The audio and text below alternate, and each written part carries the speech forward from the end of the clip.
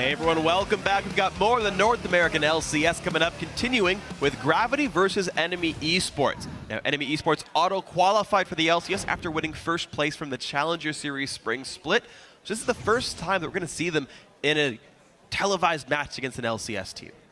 True enough, and it is a team, but there's just a really familiar face on it as well. It's a whole bunch of team of new guys, and then Inox. He's coming back. He's in the LCS. He's changing lanes, though. He's going over to the mid lane, and honestly, he's had a lot more success in the mid lane. It's been a very positive move that's given Inox a lot more confidence himself. He stepped up. He's a big voice on the team now. He's a huge leader for them, and he looks way happier as well. Yeah, I mean, he's even like willing to give interviews and stuff. The guy's had a complete transformation since he was EG's top laner a few years back. Now, on the flip side, Gravity actually lost a lot of their veteran experience. During the break, jungler St. Vicious and AD carry Cop both stepped down from active play, with Cop actually taking in a coaching role with Gravity.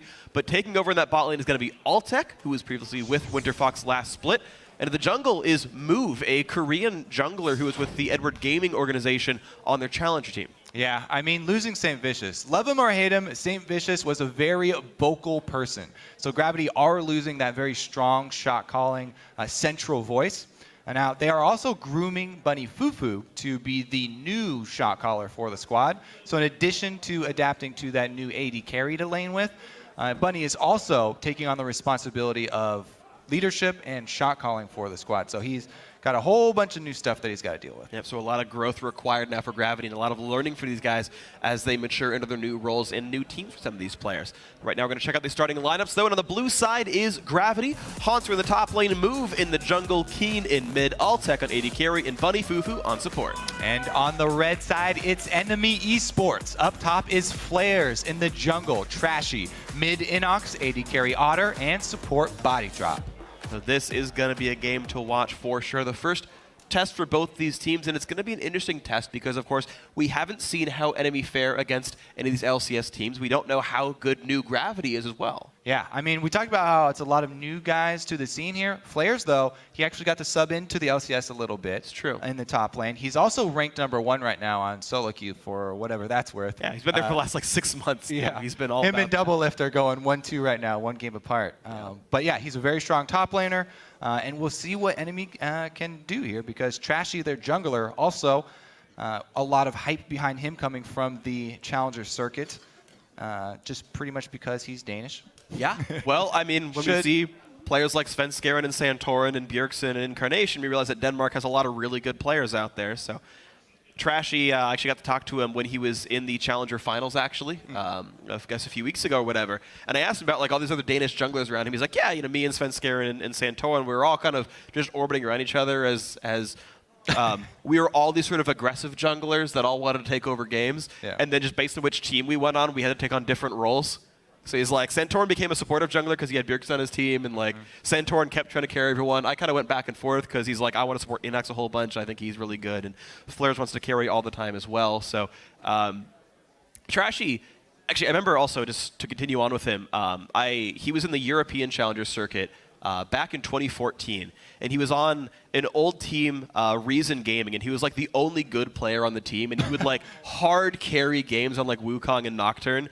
And I was like, oh my god, this guy's so good. He's just held down by his teammates. Then he get on better and better teams. He played on the team that eventually became H2K, but Lulix replaced him, and now he's on NME Esports. And just, he has been a very explosive, very dominating, at least for the Challenger Series jungler. And now him on the professional stage.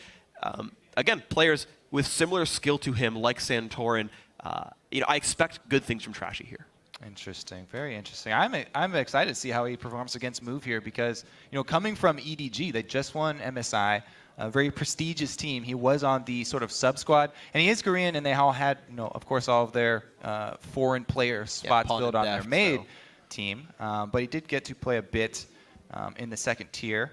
Now, he is a guy that is very hard to find any extra information on besides solo queue because of that fact, and because it's really hard to get, you know, any information on their scrim results and stuff like that. I was talking to Cop, who is now, as you can see behind him, the coach of the team, who's going to be handling picks and bans. It's like, you know, give me some more information on Move. You know, why'd you guys even pick this up? How'd the tryouts go? And he's like, well, he's good at League of Legends, so that's why we picked him up. All right, that's a good reason. Yeah, good. So- And That's what we got for him. That's why he was picked up. it just sounds like Cop has a lot of faith in him. great. Well, that's good. As far as the picks and bans go, though, let's start it out in the top lane. Wow, Aurelia already targeting Flares here. Yeah, Flares is one of these newfangled carry top laners. Seems to be very popular now in 2015. And yeah, his Hecarim, his Aurelia, he's just a very aggro player. And he goes sometimes a bit too hard. You'll see Flares overextend pretty frequently, even in the Challenger Series. So up against Hanser and Move. Going to see how that goes for him. LeBlanc gone from Inox. His next two probably Nidalee, Kassadin, maybe Kog'Maw in there as well as things that Inox tends to carry on. I don't know if they can really remove his champion pool too well. Yeah, the early adapter of Kassadin, long range Kog'Maw, AP mid. He's got a His Katarina was great too. he's got a very diverse champion pool. The one thing that's really common with most of the champions is that they can carry really hard. Katarina can go off really hard. Kog'Maw, once you get to the late game, a huge carry potential there. So Inox likes to have mid laners that have a lot of power. He's not really a supportive mid laner player. No. It's going to be all carrying all the time. Even when Inox was a top laner, he wanted to carry as well. So just found a lane that suits the style better. All right, so 2 jungle bans and the Alistar away from Bunny Fufu. Gravity now to make their first pick on this one. You can see they banned sort of 1 per role down the main carry slots. Taking their time, Coach Cop to tell Gravity what they want for first pick here. That's, I'm going to say, more an homage than a real pick, but you never know. Yeah, as we've seen, Yasuo strong into Gnar, at least, especially if you get an experience advantage, but a little bit too early to tell for that. Alistar on the ban list does mean that there's possibility of a first pick support. Not going to happen this time, but Alistar really making a big waves here. Yeah. Both in Europe and in North America from the support role. Not going to be in this game, though. Yeah, trashy though. I want to see, Sejuani picked up there. A couple of jungle bans come through, and the next one down the list, Sejuani picked up already. Flair's happy to play Rumble right into Hecarim and hide the rest of his roles. Yeah, what a team fight combo locked in really early. First round here for NME Esports. They've got a huge amount of power for any sort of fight taking place in close quarters. Early Dragon should be. You have to be very careful about grouping up if you are Gravity. So anytime you land that combo, Sejuani plus a Rumble should be a team fight victory. Gravity, though, they do have the Hecarim. See if he can get an early lead and have one of those high impact teleport plays. He definitely might have that happen, but meanwhile, Gravity happy to go for high impact plays as well. And speaking of the Impulse lineup that was running this champion, Fizz coming back again in the mid lane here. So Keen happy to blind pick a big scary assassin. All Tech is here to make that team run fast. Yep. Another rushdown squad here looks to be from Gravity. I always really love combining Hecarim with Sivir as well. Get the extra damage on top of your speed. Okay, so rushdown, as you say, for Gravity. Then how good is NME Esports counter-engage? Can they withstand this kind of aggression? Well, the thing is, if you have a whole bunch of melee champions, it's pretty easy to land a good Sejuani ultimate, and you just layer that Rumble right on top of it. Absolutely true. We'll see if Inox wants to play something to continue to add AoE damage, or if he's going to be more on the utility side of this one. Azir, I feel like, would work in terms of bullying back all these divers. We'll see. We hear people in the audience yell Bart. That would work too. Kassadin, though, is the pickup here. Kassadin into Fizz. I want to say it's a good Kassadin matchup. Also, Nautilus comes through for body drop, so NME Esports hiding their AD carry pick for last. I do like playing Kassadin into the Fizz there, not only because of the passive and the magic damage shield that he gets, but being in melee range, Kassadin will just spam out his spells at Fizz, and anytime Fizz gets close, he can tap him with one of those auto attacks to restore a ridiculous amount of his mana and continue the harass. So basically, you just spam out your spells on Fizz, try and keep him low, and tap him every once in a while with the empowered auto. All right, then maybe a difficult lane matchup for Keen here. What it does, is draw a lot of jungle attention, though. So, well, maybe not. Nunu and Sejuani, not the most oppressive mid-lane ganking jungles. Nunu confused me a little bit, actually, in terms of what he's trying to empower. Sivir, not the biggest need of attack speed buffs, and it's not like you're going to rush down people with the Nunu.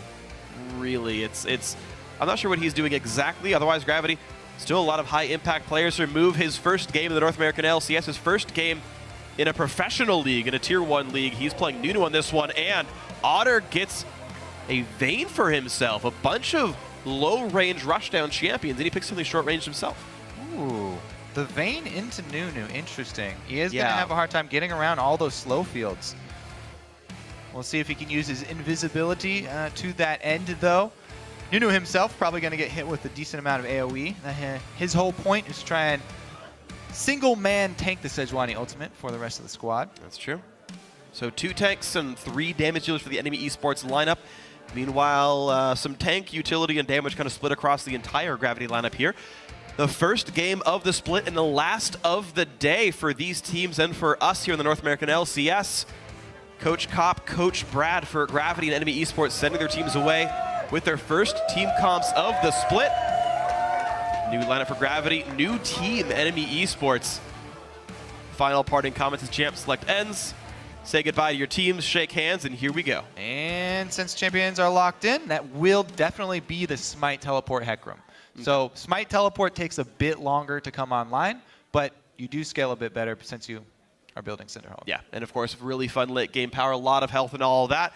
Now, guys, you've got one more opportunity to prove your precognitive powers. Share your game predictions by tweeting at LOL Esports and use either hashtag GVWin or hashtag NMEWin. We are here in a Game 5. It's going to be a great one. How strong are these teams? As they move into the summer split, let's find out. Actually really like the NME Esports team comp here.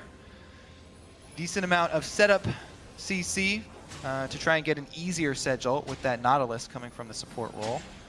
And Kassadin plus Vayne is just always such a good combo. 2 of the best champions at chasing down stragglers. If there's a big AoE team fight and your enemies split up, Kassadin and Vayne very good at capitalizing on that. Well, while Gravity might split up, NME Esports may want to stick together in this one. Inox says the players on NME Esports have a bond that goes beyond being teammates. When we went into the challenger scene, it really felt like we all came from the same place. Like we were all the same level with each other. No one really had like the impression that they're above anyone. We all just became really good friends, and we were able to bond, go hang out, and do anything. On Enemy, it's more so that we're brothers more so than friends. Like we're just that close together. Band of brothers. Ironic that they're such close friends when their name is called Enemy. It's an easy one. It counts. What? All right. What is your reservation here? Well, as of right now, the friends are all just going to have a safe early start. If the duo lane's going to take this Gromp, probably means that they are expecting a 2 vs 2 matchup, so they have not gotten any early alerts as to the lane swap here from Gravity, so looks like it will probably catch Enemy off guard as Altec and Bunny Fufu head to the top side. Let's see if they group up the wave. If you do start Gromp like this, Enemy, now they actually are removed from the option of freezing the lane because they're just going to meet right now without anybody able to corral them. So the best option in this case is to try and shove it into the turret to try and get it to bounce back so you can regain control and manage those minions. Here goes Bunny Fufu with that patented level 1 invade from the support to try and harass the duo jungle. And it looks like he's done his job fairly well here. Can he get the hard reset is what he's looking for here. You get the... Yeah, he got it. You get... All you're trying to do is get the camp to try and switch targets onto you and then back to the... Oh! Wow, he almost got it. Origin point so that you can get that hard reset, delay them a little bit extra. And his work's not done yet.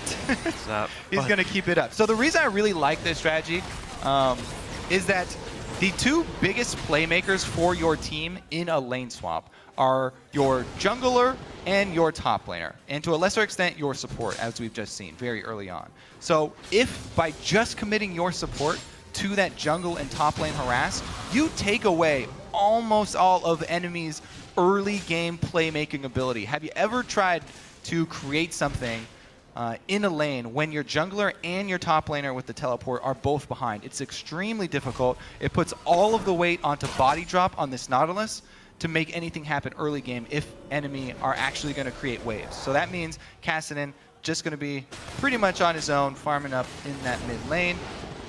And we'll see if Gravity can capitalize, because they're sending 3 people down bottom now. Makes sense, team like Gravity heading towards the bottom of the map right here. Move, Bunny, Fufu, and Hansler all triple jungling to make sure they can defend this turret in time. They're not going to be cut off like we saw in the CLG game earlier. Otter in a one-on-one, but Hansler is the same level as the guy. All right. And War coming in, forced to flash early, but Move can still flash Snowball or just walk in to do it as well. Nice condemn on a Bunny Fufu. Will keep Otter safe. And here come the reinforcements. A little bit late, though. So 3 members of NME spending a lot of time walking and not getting much done. Meanwhile, 3 lanes of experience and gold income for Gravity. Every second that the map stays in balance like this is a huge win for Gravity. Because even though the wave is in control of enemy there and they're able to prune it on their side, Gravity's still getting experience income, whereas these small advantages of the jungle camps are barely being scraped together. Cop up on, or not Cop anymore, Altec up on the top side. He's got a free lane to himself. Let's see if anybody finds themselves in the jungle there, though. Looks like they will just pass through. Thresh going to run into the double jungle squad. Enemy knows about this. Trashy going to clear away maybe another pick, but finds Bunny Fufu, a level 2 Thresh, taking a lot of damage. Ignite popped onto Flares. The hook over the wall is going to catch Trashy. Flares nearly going down. Flashes still drops to Keen. First blood for Gravity. Going to be answered. Back goes to Inox. Now the hook on to Move. Exactly. Altec is not here whatsoever, but the escape comes through. 1-for-1 in kills. First blood, 1-for-1 trade for Gravity in a 4 versus 5. And Otter had to leave his lane, lost a bunch of minions trying to come help the squad because they were keeping the lane on their own side of the map and building up a big gravity wave. It killed all of the minions very quickly, rushed into the turret, and will bounce back now. So that fight turned out really well for Gravity.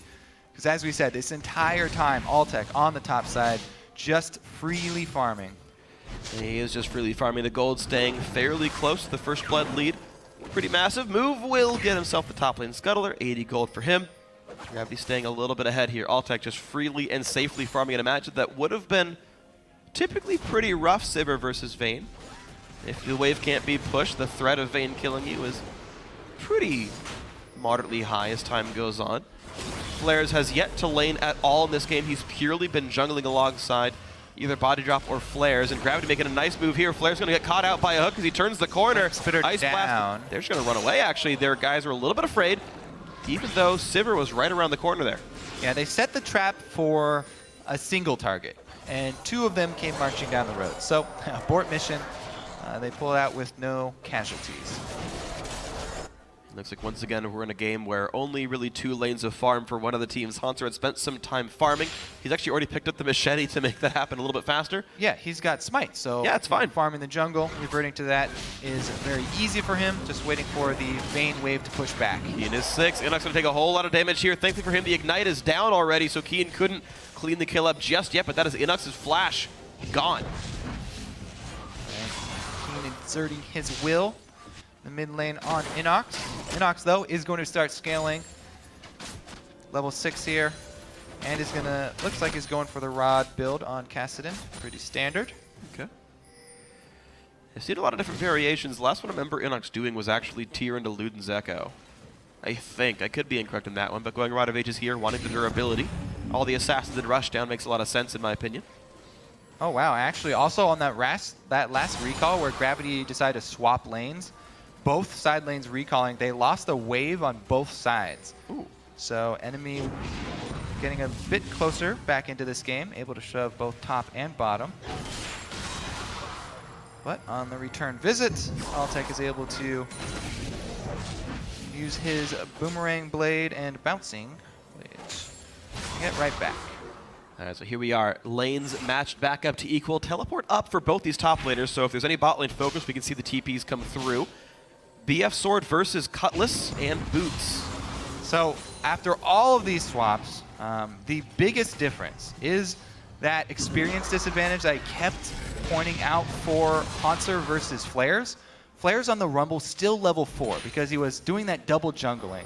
Whereas Gravity, even though Hauntzer wasn't able to get a lot of the CS in the lane, was sitting there absorbing experience. So level 6 Hecarim going to easily have the upper hand up in that top side. So that's why they're supporting him with Vision. They've got wards for him, and he definitely has the bully pressure up in the top side over Flares at the moment. And despite the fact that he has no combat items at all, the hook, nice dodge there by Body Drop. Keeping himself alive. Otter, as you mentioned, XP advantages. Also, he's down about a level under Altec. Altec nearly 8 as Otter hits 7 on this minion. So experience all around the board. Even though the gold is basically the same, XP matters. Now, it is worth pointing out that Trashy is 6, whereas Move is not. So something on this other side. And Body Drop 5 to Bunny Fufu's 3. So it's just in different places, I guess, as I look at all the numbers. Well, let's see if we can pull off a move with the Sejuani, level 6. Immediately after hitting level 6, looking for a gank. Not really any opportunity for him. Yeah, nothing just yet. The level 6 has happened, but nothing really positive afterwards. Move did go Sightstone early. Nice. Spell Shield to block the Condemn. No real trades all that successful just yet on the enemy esports side. They've actually pulled the gold back up in their favor. Looks like Rumble is trading just fine. And Vayne holding pretty nicely. It's just this mid lane that keeps getting worse, it looks like, as Inox continues to survive all these trades very well and push Keen around a 10 minion lead. Not too bad. Sejuani up 10 as well. Cinderhulk done on her. A lot of things just came through for enemy esports here. Rumble also hitting level 6. So yeah, all these ultis, aside from body drops, are available, but his is going to be one wave away. Yeah, it looks like they're just going to be content to stick with the farm game because they haven't placed any wards.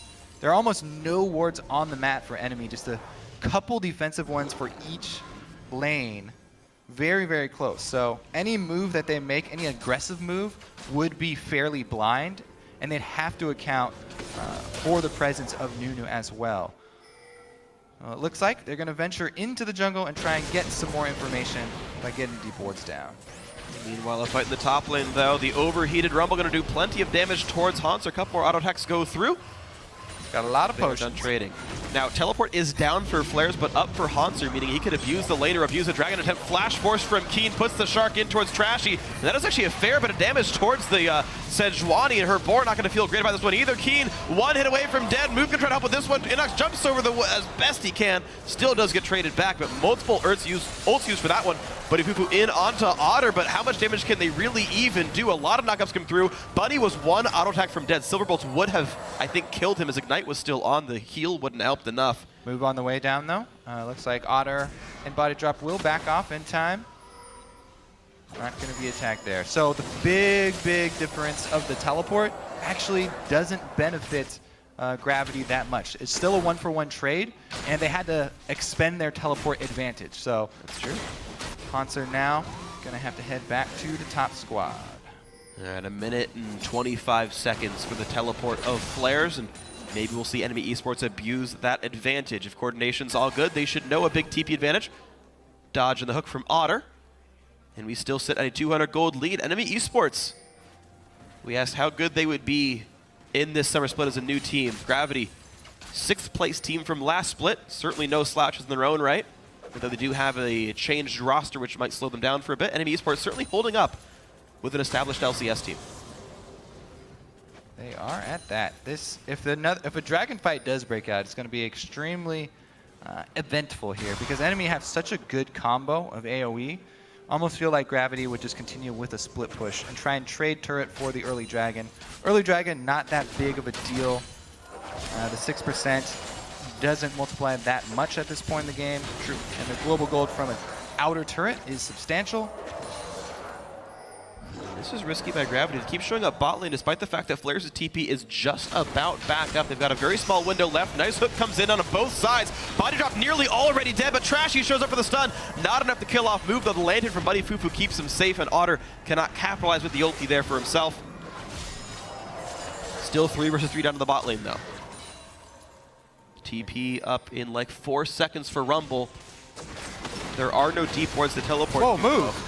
Whoa, over-aggressive, but a lot of damage. Butterdup cannot be in this fight anymore. This turret still taking damage. Looks like no one is going to be afraid of this Vayne anymore. The turret does get taken down. Well played, Gravity.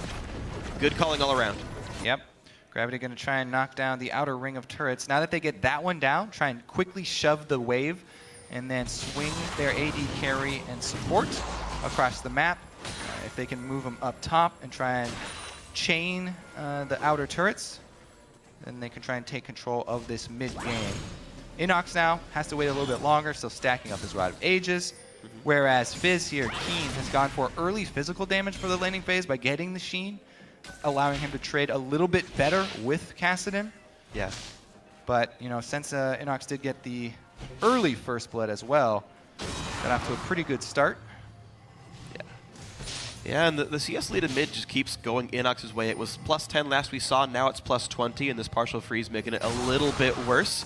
Gravity take the turret off that, I guess, trade that they won. They got more damage out, and the turret got taken down. They recalled back Infinity Edge at 14 minutes for Altec. Yeah. He's going to be a very big force this game. Both Cinderhulks done for Gravity as well. Well, they back off.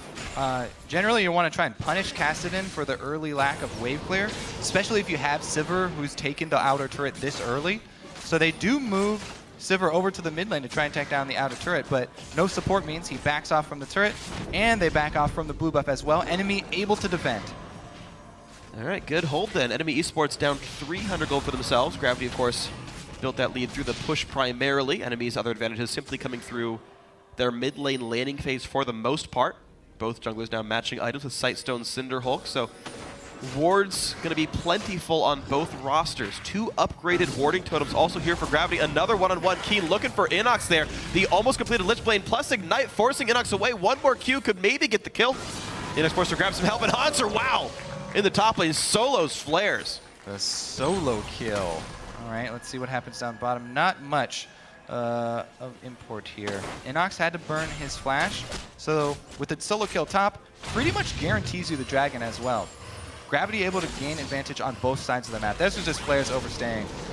One level up from Hanser. You know, he had a massive sustain advantage, not only because of Hecarim's kit, but also because stacking so many potions. Bunny lands the hook. And goodbye, body drop. Lives up to his name. He goes down. TP's coming in for Enemy Esports. All the same. Equalizer is available. Will they take the fight? In comes Otter. Stuns up move. That's going to be 1 kill picked up. Down goes Nunu. But they re-engage from Keen. Flashless, Igniteless, and Ultimateless means this chase is going to be just fine. Enemy Esports pick up 2 on the backside for the death of body drop. But they will take Dragon forward as well. Oh. Nicely done. Really close to the boomerang steal. Yeah, that we did see that slight discrepancy between teleport timers really cost Gravity right there. So even though they got the kill, solo kill up top for Hecarim, Flares is able to teleport on respawn. Gravity just take a little bit too long to take down the objective after the fight, and they're not able to secure first dragon. All right, well, slight misstep for Gravity puts the game right back to equal here. Nearly identical gold games. Vayne keeps farming on up. She's managed to dodge what can be early late weaknesses of Vayne. Going equal is a happy place to be when you're a Vayne player, and this is where we are right now for the Enemy Esports AD carry. Otter's tried for close to 3 years now to make his way into the LCS. He played in the Season 3 qualifier, the very, very first one. He finally found his way in. So far, actually putting a pretty good performance in his first LCS game. Yeah, the entire team here so far for NME. Pretty strong early start against Gravity as well, who performed really well last split, albeit with some roster changes this split. Definitely holding their own so far. And remember, Inox Rod of Age is still constantly stacking up, so ramping up that Kassadin, ever stronger for those chase down team fights. Yeah, it's interesting. He's doing Roa cooldown boots Ludens. I don't think that's Lich Bane next. I think it's most likely to be Ludens Echo. So yeah, found a way to put CDR into the build after all. I know some Kassadins like to get that cooldown reduction to have a just ludicrous amount of rift walking all over the place. And if he can get the W for the mana restore, he can keep that jumping all around and be really scary. The Ludens burst should help him quite a bit. Otter has been lane swapped to the top lane here to try to fight up against Hanser. This 2v1 should be pretty easy for the enemy duo lane. but Move might be on his way up there to help. And Fizz from Keen has pushed very deeply through the bot lane. Ooh, trying to keep up the split push with very little vision. He's only got that one ward he just placed himself. And playing with fire. Oh no, he plays 2. Inox playing with ice, though, taking a bit of damage, but now comes in towards Altec. The stun not quite going to land on the Gravity AD carry. That turret is so low in the mid lane. Because he flashed it. Very quick reaction there from Altec. Yeah. So we're seeing Altec display some of his mechanical prowess that has been talked up. And they do come away with the defense, though. NME, at every turn, they've been trying to defend the Domino early taking of turrets for Gravity. And they've been able to slowly make their way top now. They've been able to keep that tower standing for a little bit longer. It's fairly low, though. The conga line is stopped. Plenty of vision here from the Sightstone Nunu. It's similar for NME Esports. That conga line top lane, Gravity was kind of there first, but spotted by a ward. Otter played safely enough. Gravity's new jungler Move, definitely doing a decent job of getting wards down to the map, but he's slowly but surely getting out-farmed here by Trashy. Yeah. Level 8 versus 10 as time goes on. About to be 11 as Sejuani's going for her red buff from the top side. 3-level advantage for the jungler is definitely big. Getting first to that level 11 is very big for Sejuani, so I think that is a good point. Having level 2 stun here for Trashy. Yeah, adds a quarter second to it. As of Gravity's squad, though, maybe we're seeing a little bit of the indecisiveness and inability to capitalize on the early momentum of knocking down outer turret after outer turret, rotating their Sivir effectively.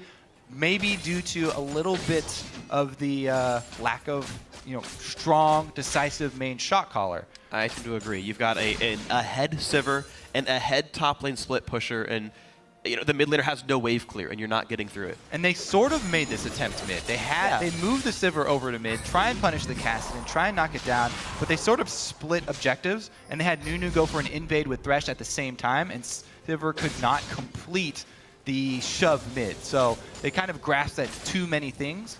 Maybe it's a side effect of everybody adding information now that they don't have the main single shot caller, everybody trying to help, and they sort of split themselves in 2 different directions, not really able to accomplish either goal. However, the mid turret extremely low since they keep coming back to it and taking chips out of it. And we'll see. That is it's so low. All right. Alta could actually just walk over there. Even Move could take it down. Just whoever wants to actually attack that thing twice is going to be killed. They do have the double Cinder Hulk stacking for them. I mean, this team is going to get very tanky. And Otter, oh, I should have Rune King. Fight that guy. He does have a buddy with him as well. Yeah, come on, dude. You don't make highlight reels not going for 1v1s.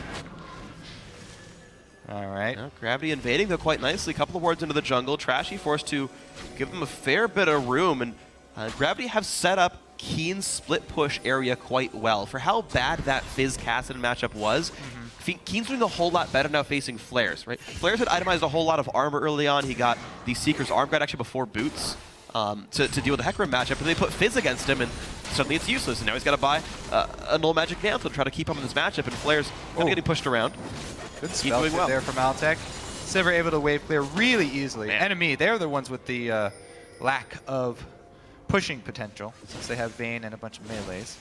But yeah, the Fizz as well, especially after the nerfs and the sort of rework to Fizz, I don't feel like he scales nearly as well as Kassadin. Yeah.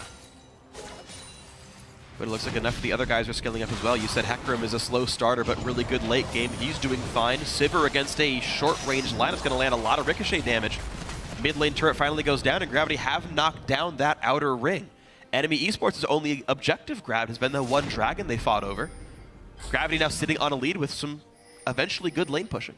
Wonder if we will ever see Gravity go with the split push to try and get some more pressure. They finally got that mid turret down, so it really does open up the map for them.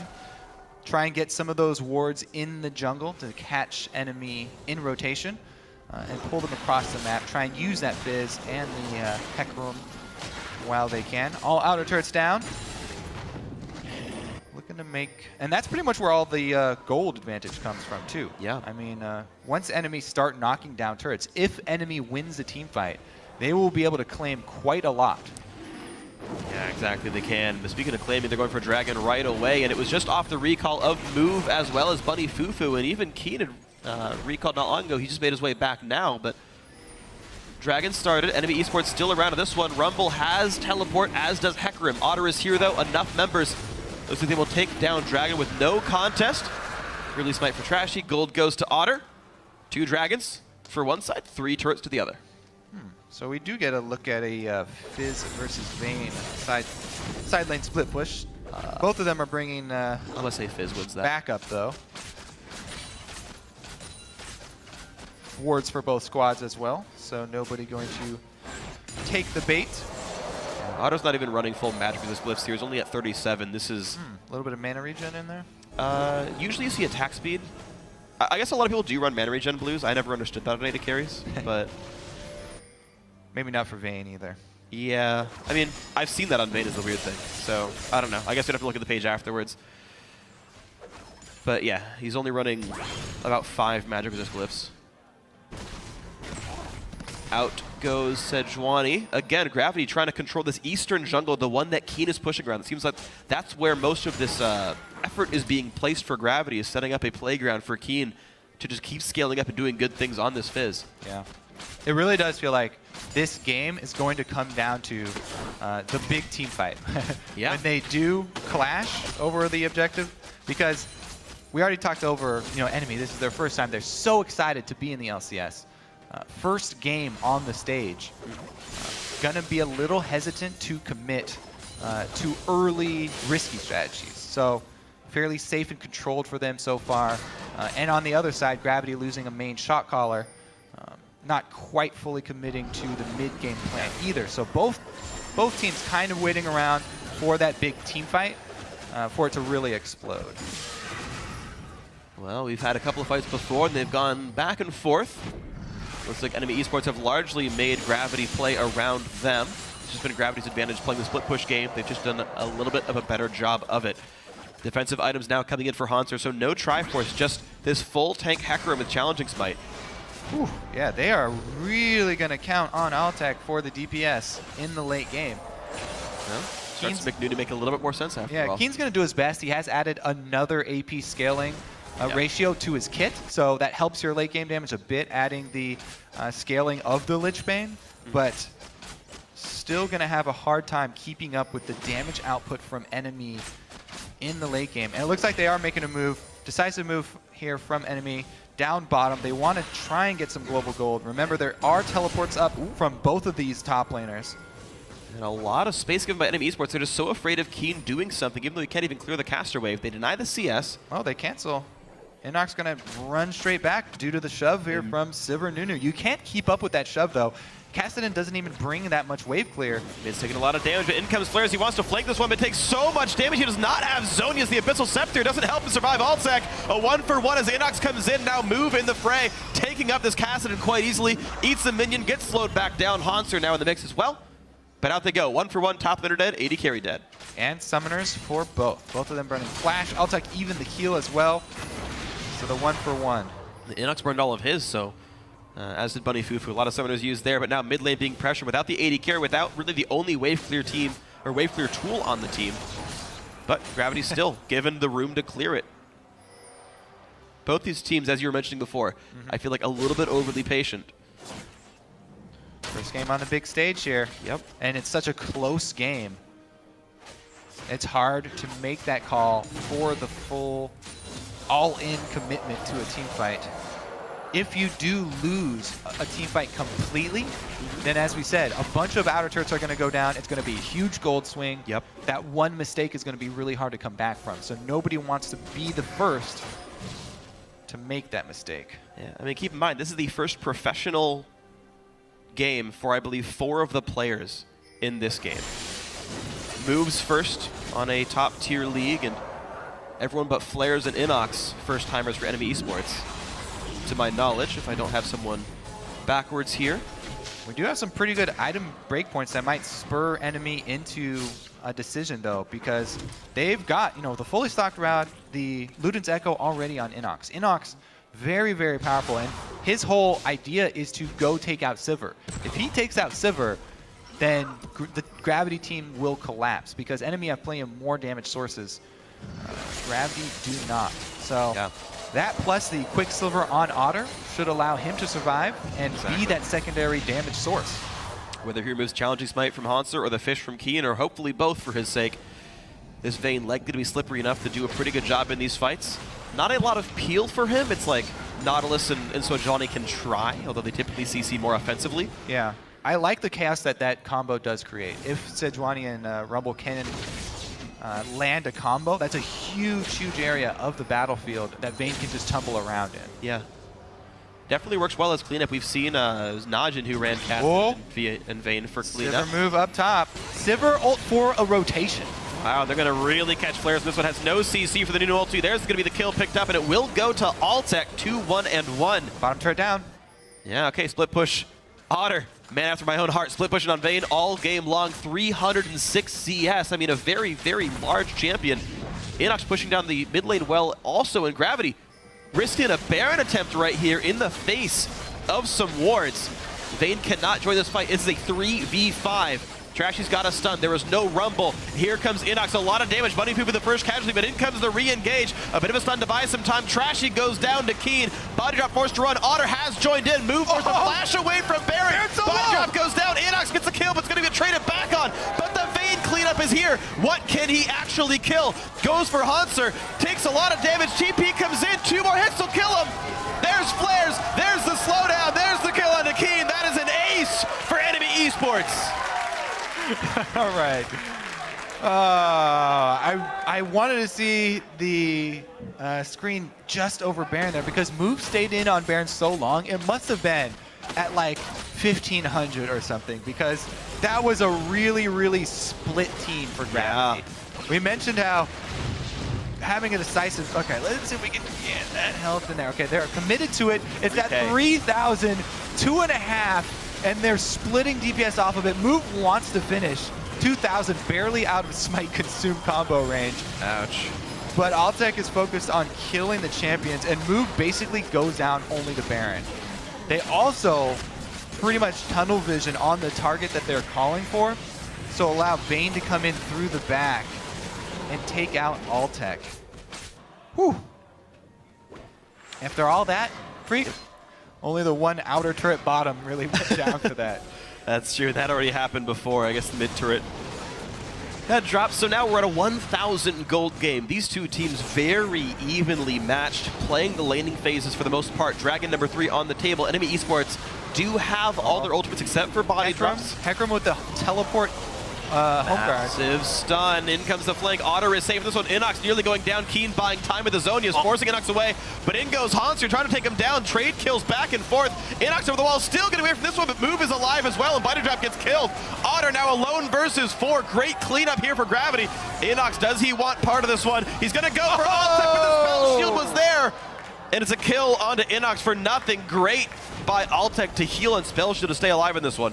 All right, that should be Baron, because if Otter actually is able to pull off the 1v4 single-man hero Baron stop, then he deserves a medal. All right, it is going to be the Baron here. Hanser should be able to take it up. Don't let Move die to it again, and Gravity should claim spoils of the victory there. All right, all is well for the Gravity lineup. 1,000 gold lead after the team fight. Move is really nearly dead. All right. Move's worst enemy is Baron. The minions fight back against Nunu. There's still a Baron picked up. Yeah, let's take another look at the team fight, because everybody gets split up here. Boom, there's the 2-man combo and a beautiful Rumble ultimate on top. Altec has to run out of it. He's able to freely fire here from the back, but the key point is the home guard teleport comes in from Hanser, so Inox is pretty much out of it, and Altec, nobody's able to focus Altec from the backside. The blood-boiled Sivir on the backside, so much AoE that kind of goes unnoticed. And there's the spell shield as soon as he sees the flash. Altec, pretty quick reactions all game long with Sivir. So many narrow escapes as well by Gravity in that fight. Altec cutting back, gets into a brush to drop aggro, move, getting away constantly with barely any health left on him. It took Baron to take him down. The brush channeled Nunu ultimate, always fun to pull off. Players in combat with Hanser. Inox helping quite a bit as well. Again, this is full tank Hecarim though, so he just doesn't die very fast to this Kassadin who's now basically out of mana. And good luck hitting W on a minion wave when you have the threat of Sivir and everyone else the entire time. Still no regen for him as slow onto Otter. He's forced to pop the ulti to get away, which means absolutely nothing for this Vayne. No good hooks landing, and Gravity still sieging well. Trying to make the most of this Baron buff here. Protect the cannon minion as long as they can to get a little bit of extra damage on that inhibitor turret. Swing up for that global gold. Really the whole point of this Baron buff is try and increase your gold lead so that they can regain control of the dragon area before that comes up. And we'll see if they can keep this area controlled. Looks like top lane turret is the target of choice for Gravity. Blue Elixir picked up for Flares. If he's like me, he'll forget to use it for the team fight. Hopefully he's better than that. Remember, he's not doing much. Keep your eyes all focused on Altec. Altec is the bride here. Everybody's going to try and drop ultimates on top of him. If they get Nautilus, Sejuani, Rumble coordinating, and Altec goes down, NME can still pull this off, even with the Baron buff here for Gravity. Well, it's only going to last about 30 more seconds, this Baron buff. Blue Elixir chugged by Flares. He won't forget this time. But this is pretty much the last wave that's going to have Baron buff here. Bunny Poo popping the early ulti to try to kite away. He's afraid of this fight. It looks like NME wants in. They pop the ultis on all sides, move. Forced to flash away. Equalizer is great on the back lines. Flare stays alive, and in comes the dive. Body drop buys time, but not enough as Otter drops. Inox now the only man left to deal damage, but it's just clean up here. Gravity gets all the way through, and they're going to clean up these last two guys. A triple kill for Altec in his first game on the team. They can take more off this. That's exactly what Gravity wanted. Move the single man to take the Sejuani ultimate. Altec easily able to kite out and auto attack. He even uses his flash forward over the wall to clean up after all of NME's CC has been used. So easy move inside to the inhibitor here for Gravity. And even Keen, oh God. All right, that was a little overzealous. Inox has one picked up, finally a revenge kill, but it's still 4 men alive inside the base. Inox does not have any great targets here. It would be pretty difficult to knock down Move and Bunny Fufu. There's some wards around, but they see Inox. I think he's going to get nothing for this. No neutrals up to take. There's a good wave in the bot lane. It will be teleported. No, sorry, the top lane teleport for Flares. He wants to knock something down. Equalizer's up soon. Flares could slow a lot of them down. Knocks down Bunny Fufu or tries for it, forces the flash away. Equalizer up in 3 seconds. Now. Pops it, buys a bit of time. Bunny has nowhere to go until now. He's fine. And out he goes. Aww. Block himself there with the lantern. But this buys time for NME Esports to knock down a couple turrets on the backside. Keen is still dead. Bunny has to heal. Otter was sent top lane, though. It's going to be a 4v4 in this mid lane as soon as Keen respawns. Yeah. And the team will head topside. Delay backs long enough, and they might be able to grab 2 turrets off of the back of that lost team fight inside the base. However, keep in mind, Rumble Equalizer is down for any impending fights here. So if NME Esports gets caught out, they're missing a They got to member. defend. They might have to defend really quickly here. Nunu, never mind. Sivir's not with him. They don't care. Yeah, just Hecarim slip pushing bottom lane to keep that wave pushed up.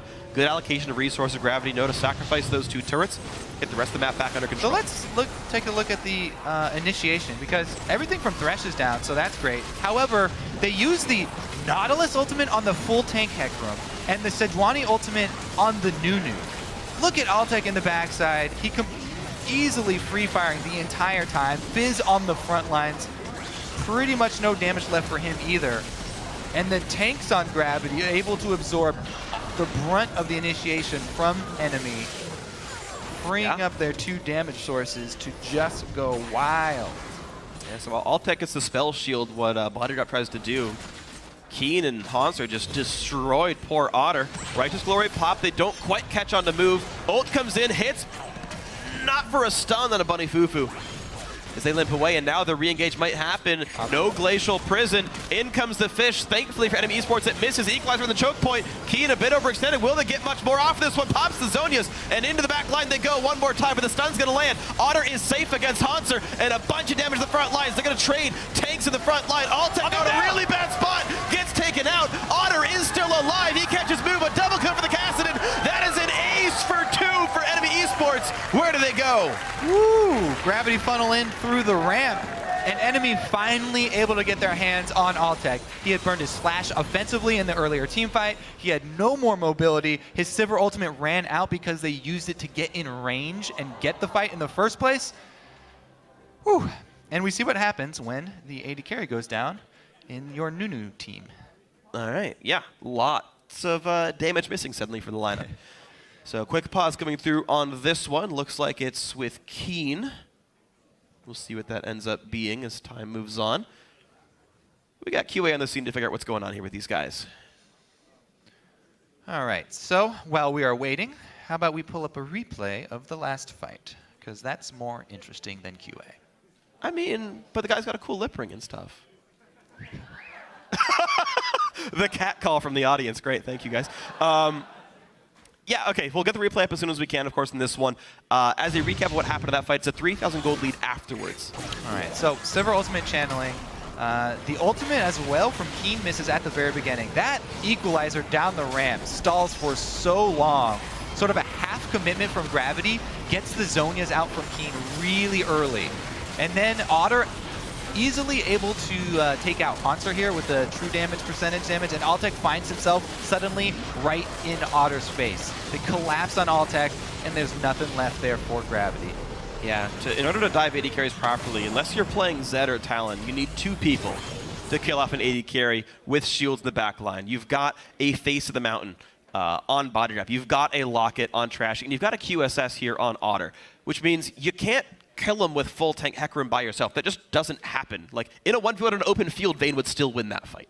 So the fact that Keen went in by himself, that Equalizer did buy so much time, that really, really helped Otter survive in the fight. And even still, he ended that battle at 1/3 health. I mean, you saw how close it ended up being, but 6-1 and 5 on Vayne. Otter has tried so many times to qualify for the LCS, and here he is, second highest gold in the game.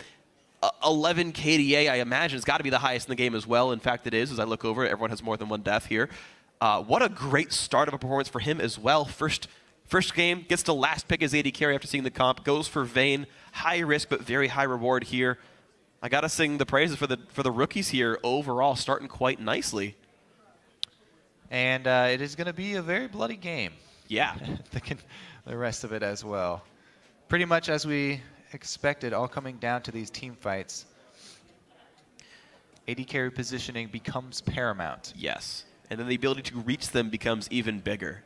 And in terms of reach, like, I guess you can spell shield some of it on the Sivir side, but you've got Rumble, Kassadin, and then like a little bit of Nautilus and Sejuani can sometimes reach. But Rumble, Kassadin is enough to one-shot an AD carry. You have pretty mediocre amounts of magic resist on Altec. Yeah, he does have the Quicksilver, and that's it. Yeah, he's got 72 when he's sitting near someone defending him. So he's got, a decent amount, but still, as soon as Void Staffs and Flat Magic Pen come through, you can definitely evaporate Sivir. And we've seen in team fights, you can definitely evaporate Otter. The shields aren't enough if 2 people come in, and it's rather easy for Fizz and Hecarim to reach. So those guys being gone, it sometimes comes down to who's got cleanup or who does survive that. Yeah. Hanser now on the Hecarim does finally have the 4 main items completed for his Cinder Hulk Hecarim as well. So that guy can sustain himself actually very well in the team fights. Yeah. So he's become definitely a big damage threat. Yeah, Triforce then helps him a lot. Keen nods to the ref, says, all right, I'm okay, takes a sip of his drink, water or coffee, whatever his poison ends up being, and we'll be getting ourselves back into the game very shortly here. As we get ourselves back in, Dragon's up in 7 seconds, Baron's up in 44, and all of Gravity respawns in between 32 and 37 seconds. So there's a very small window that theoretically Enemy could recall, rush down Baron, and then be met by Gravity right as Baron dies. All right, so it looks like we have everything cleared up. The problem was Keen suspected a bug with Fizz where he thought his E didn't do any damage to Rumble. However, Rumble had just popped the shield. They went back and checked it. that was just Rumble turning on his scrap shield. Yeah, and with an taking Abyssal and 200 AP, it's going to be a Exactly. good amount of damage blocked. All right, so it's good that he calls it out. I'm actually got to give some props to Keen for even like noticing it in a hectic team fight. He's like, hey, hold on. It's the right choice. I mean, I'll take the pause if it means you're sure that the game worked the way you wanted it to. All is well, and on our screens, we are back into the game. 25 seconds on the respawn. NME Esports say we want to go down mid lane. They are, I think, certain to get an inhibitor for this. Inuk will tank the turret as they wait for the mini wave to come on in. And there they go. Inhib will go down. 12 seconds on the respawn. The Dragon is up, but Baron's up not too far after that. I like how they immediately leave the scene. They don't even want to take the chance of going for those Nexus turrets. Those Nexus turrets, they're not worth very much unless you're going to end the game now.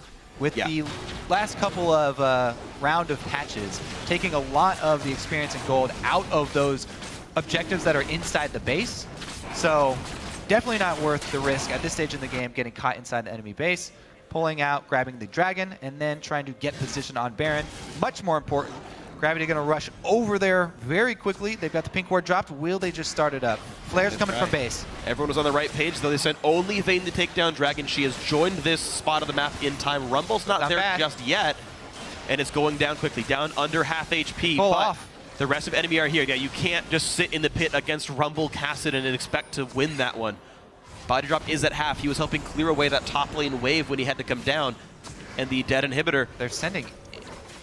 They can't Otter? send Vayne. Yeah, they can't send They can Otter. send at All right. most Inox. He's the most Flares went back, but he doesn't have teleport.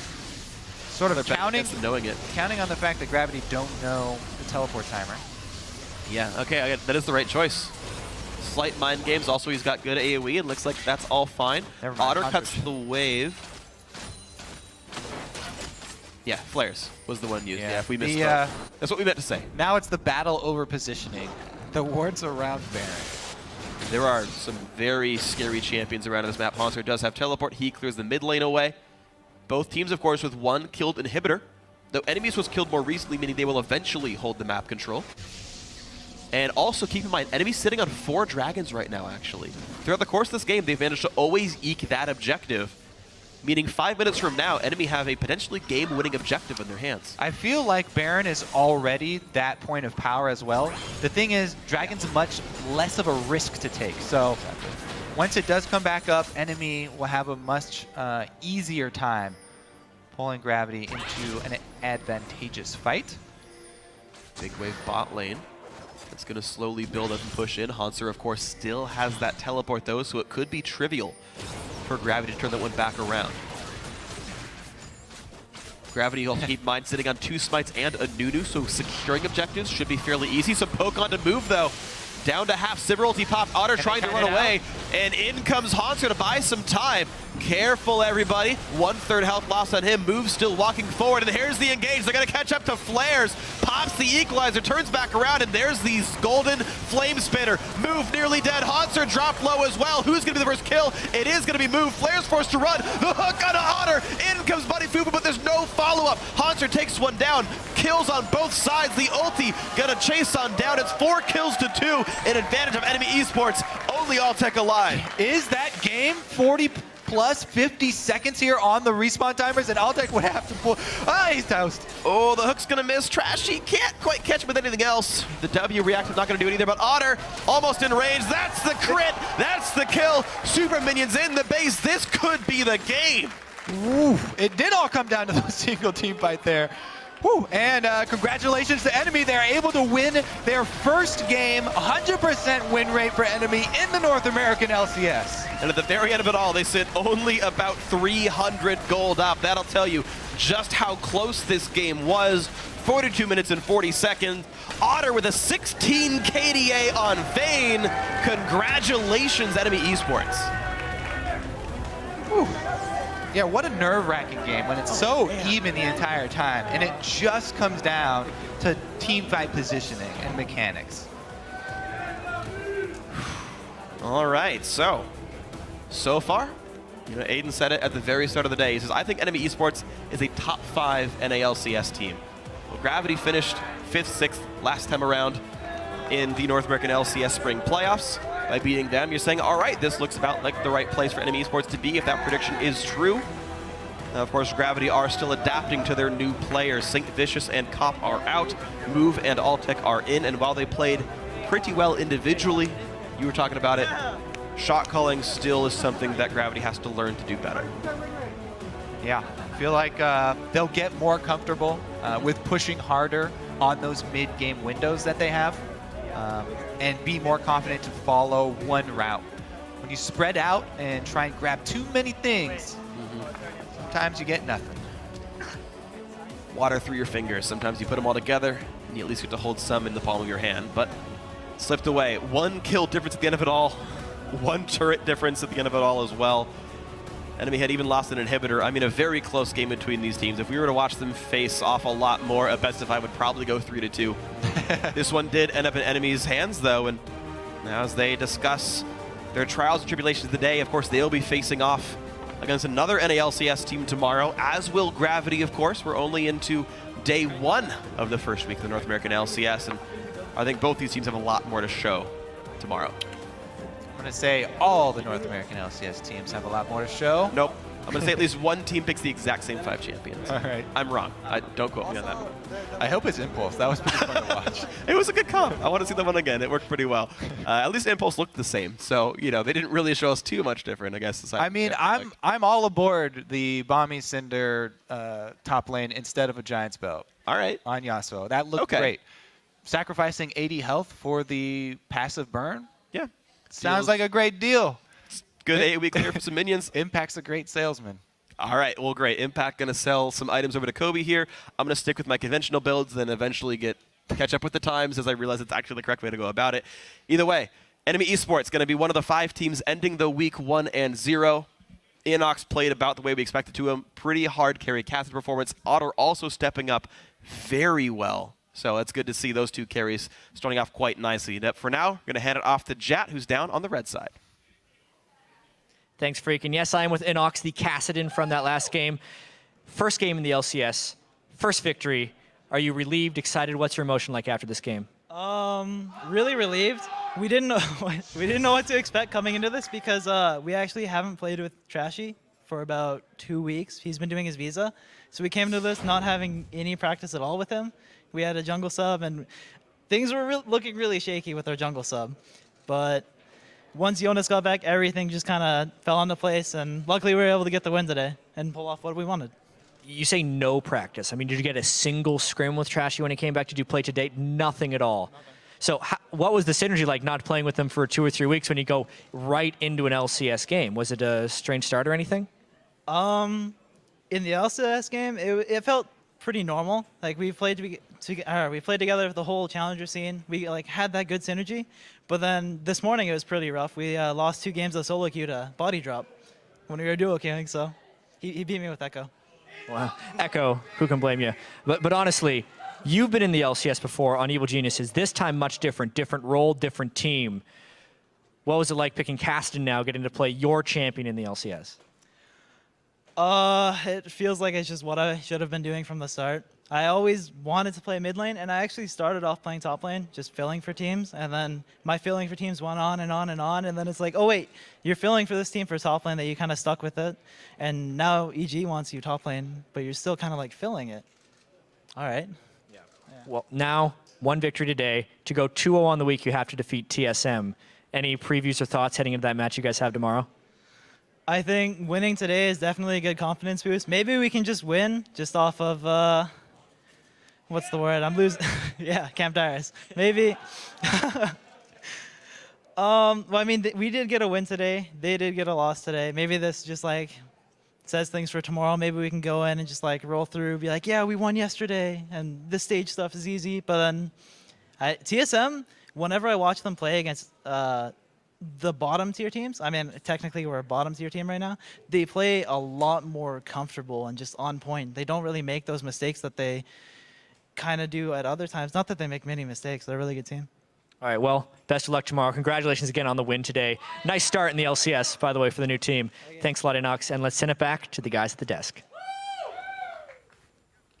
Thank you, Jet. And to Inox, you're not a bottom tier team. You're number 1 now. Number 1, baby. With that win, they move up into the top half of the standings there. You know, a quick breakdown of that game, the things I want to look at are kind of twofold, right? So on the side of Gravity, I would have to say they had the better macro play, the rotational play, whereas NME looked like they were a little bit slower around the map this time around. Yeah, they were giving up a lot of turrets. Gravity was doing a really good job of controlling the jungle. And if you watch that game back and just check jungle vision, despite having 2 sight stones, Trashy was not getting adequate vision down past the river to see the moves of Gravity before they happened. It's like 5 people are top, and it's like, wait a second, how are there 5 people top? They kill flares, and then they get a turret, and Otter's like, well, I guess I have to go bottom. And then it's like, they're doing Baron now, and they have to pull people all the way from bottom lane there. So they're just being moved around the map in a very inefficient way. So yeah, it was lethargic. It was inefficient. Enemy seemed pretty lazy to objectives. They did get every dragon, though. That's right. The other thing, is they kept winning team fights near dragon and getting it with just solo Otter every now and then.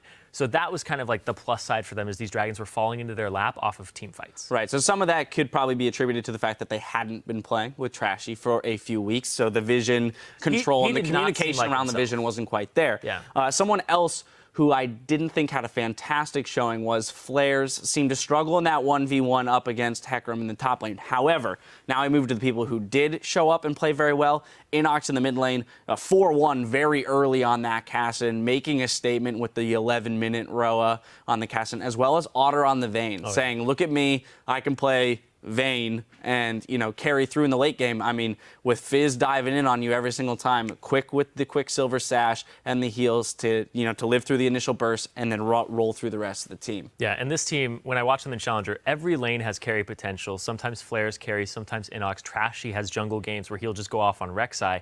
And Otter was the one who didn't carry as frequently, so it's good to see a carry game from him to really kind of just nail that home, that this is a team that has multiple threats. And despite having a Hecarim and a Fizz going after him, they didn't always seem on the same page on the side of Gravity. They were always like, let's protect Altec. Altec will deal the damage. And instead of having Fizz, the Nunu trying to slow the attack speed of the Vayne, as well as getting the Hecarim and Fizz into that backline, you saw some fights where it was like, only Hecarim went.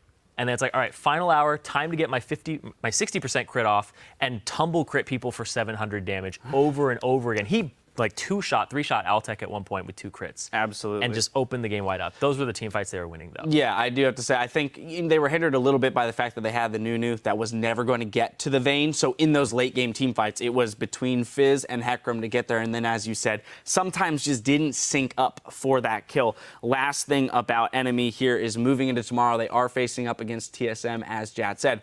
That's going to be a real test for them. We saw TSM drop a game to C9 today, but I'm not sure that they're going to let that happen again. You know, TSM's going to come in out for blood this time around. Yeah, the thing I'm going to look at when that matchup happens is jungle mid lane synergy. Trashy and Ox were really good in Challenger, and then Santorin and Bjergsen, the Great Danes, how are they going to go up against this duo? Because that's really the first really big test for Inox. How good of a mid laner is this guy? Because we saw him up against Keen. He was pretty convincing today, but I want to see him up against Bjergsen and what he can bring to the table. Trashy did not look up to form. He's usually a very aggressive jungler. He's usually a very good teamfight jungler. He was not hitting Sejuani ultimates today. And Santorin was also kind of having a wishy-washy day. So I want to see what happens when these teams clash. All right, well, with that, we're one day into the summer split, and let's see how the teams are arranged in the standings. Right now, the league is split right down the middle between the haves and have-nots. Sharing first with 1 win apiece are Cloud9, CLG, NME Esports, Team Impulse, and Liquid. Now, the 5 teams that are looking to get on the board still are Gravity, Team 8, Team Dignitas, Team Dragon Knights, and TSM. So even though it is a small sample size, let's take a step back. Give me your thoughts on the LCS now as a whole after day 1. We've watched every team play once. Let's make wild inferences. Cloud9's the greatest team as to how good these teams actually are. I do have to say I was impressed by Cloud9 and their patience in the game. Incarnation showing a little bit of nerves on the land setting, missing a lot of uncontested CS. I mean, he was pressured a lot by Bjergsen, sure, but there was CS in there he should have been hitting that he wasn't. But the team as a whole showed a lot of composure and patience in getting him to the power spike and then playing the rest of the map correctly to get that win. And if that's the only problem you're having is, oh, it's my first game on LAN and I'm missing some CS because I'm nervous and I got level 2 pressured, Bjergsen got Raptors for level 2 over me. I got a jungle gank and blew my flash early. Like, that is probably the best problem to have if you're going to have a problem, is I'm just a little nervous on lane. That comes with time, that comes with doing it more and more, and then eventually he's just going to be this guy who's very calm, collected, and can execute those aggressive plays that he wants to. So he seems very motivated, and I think Cloud9 definitely look really, really good with Incarnation. Like, they're just going to look better and better. His team fighting, his ultimates were really good. There were some hiccups, but that's about it. Yeah. And those are just coming in and being like, oh, they don't have a shot caller who's the shot caller Meteos is.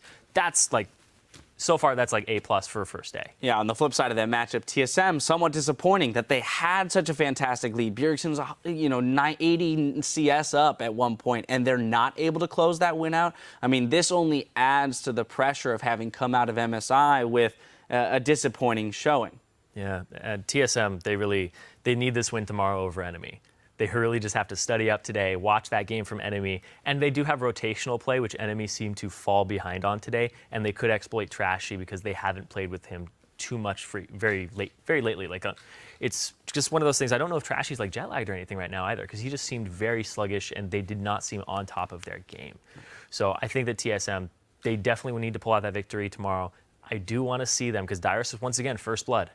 Right? I want to see them put resources in that top lane. I want to see that top lane carry happen. One day it will happen. Well, anyway, tomorrow we'll be back with another 5 games to kick off our first week of action, starting with Team Liquid squaring off against Team 8. After that, Team Dignitas will challenge Cloud9, and we'll conclude the day with Team Dragon Knights versus Gravity. That all gets underway starting at noon Pacific, 9 p.m. Central European Summertime. Now, for myself, the casters, and the entire live broadcast crew, thank you for watching, and we'll see you tomorrow.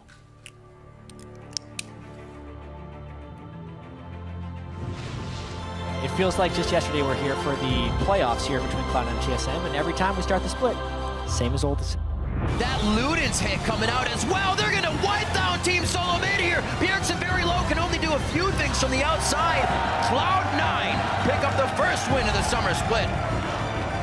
That's going to be 1, 2, 3, possibly a fourth here coming in, looking for the pentakill for Piglet. He's going to find Lemon. Lemon hops over the wall. Team Liquid takes down Team Dragon Knights for the first win.